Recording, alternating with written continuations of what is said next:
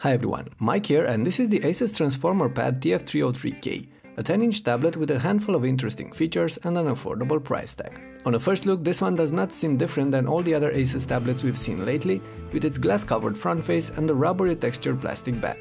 We have the blue version of the slate here with a black bezel, but it is also available in light silver with a white bezel around the screen. Speaking of it, the bezel is actually slightly smaller on this device than it was on its predecessors, as the TF303K is millimetrically more compact than before, and that's something you'll actually appreciate in everyday use. But the big novelty here are the front-facing speakers, hidden behind those two cuts that flank the display. The audio quality is good and the speakers are punchy as well, although the case tends to vibrate strongly when pumping up the volume. The display itself is at least decent. The 1920 by 1200 pixel IPS panel is sharp enough for my needs and paints nice looking colors. It's also rather reflective and not very bright, which makes the TF303K a bit difficult to use in strong light, but as long as you'll keep it mostly indoors, you shouldn't worry about that. All in all, Asus fit a good display on this tablet, one that does not excel in any way, but is nonetheless adequate for a mid-level device like this one. This aside, let's have another look at the slate. It feels nice in hand, fairly sturdy, and the plastic back is quite grippy. On the sides you'll find a bunch of ports, including a microSD card reader and microUSB and microHDMI connectors. On the bottom there's the dock latching ensemble, as this device does come with a matching docking station, like all the Transformer pads before. The dock gives you access to a keyboard, a touchpad and a full-size USB 3.0 port, and latches easily to the actual slate.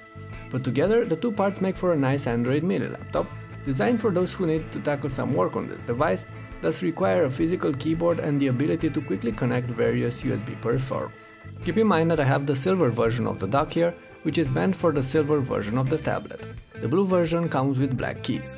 Anyway, the typing experience is alright once you get used to the layout and the small keys, as their travel and feedback are fairly good. The trackpad is well, alright, although a bit stiff, and I for one hardly used it at all, as it was actually easier to reach for the screen for various commands. But if you need it, it's there and it works. Moving on, the daily experience with the TF303K is not bad, but far from perfect either. Asus offers Android 4.4.2 on this device, motorized by a Snapdragon S4 Pro hardware platform with 2GB of RAM and 16GB of storage space.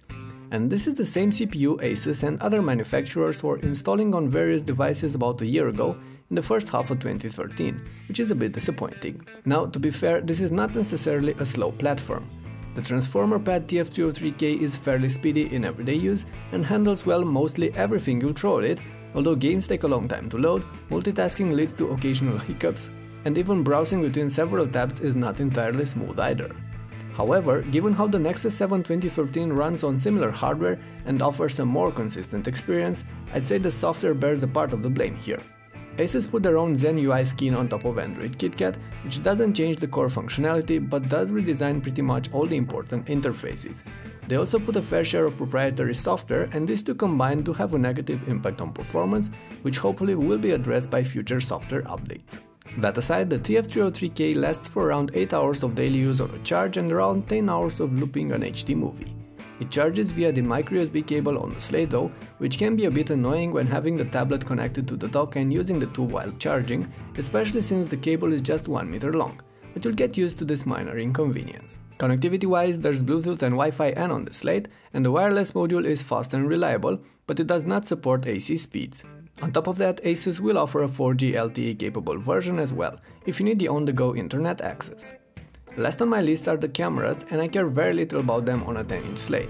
If you do though, well, the 5MP shooter on the back of the slate will take decent stills and videos in fair light, as you can see from here, while the front-facing camera is good enough for occasional video calls. Just don't expect anything spectacular out of them.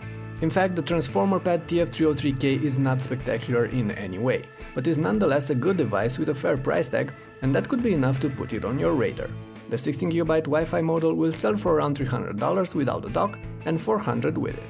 In which case, this is one of the go-to options out there. If you don't need a dock, the Transformer Pad might still be worth buying, although only $50 extra will get you the faster and more compact Samsung Galaxy Tab 4 10.1. At the same time, if you need a more productive 10-inch tablet, the Asus Transformer Pad T100 is probably a better pick, as it offers the full Windows 8 experience in a similarly sized device that sells for under $400 as well. So long story short, while the Asus Transformer Pad TF303K does not have any major flaws, It's a tough buy these days, and I don't see how that's going to change in the near future unless Asus cuts down the price. And that concludes this video. Let me know what you think about this tablet in the comment section below, and make sure to check out the written review on tlbhd.com as well if you're interested in more details and benchmark results. And of course, don't forget to hit that thumbs up button on your way out if you enjoyed the clip. That's helping us immensely. Thanks for watching, and I'll catch you later.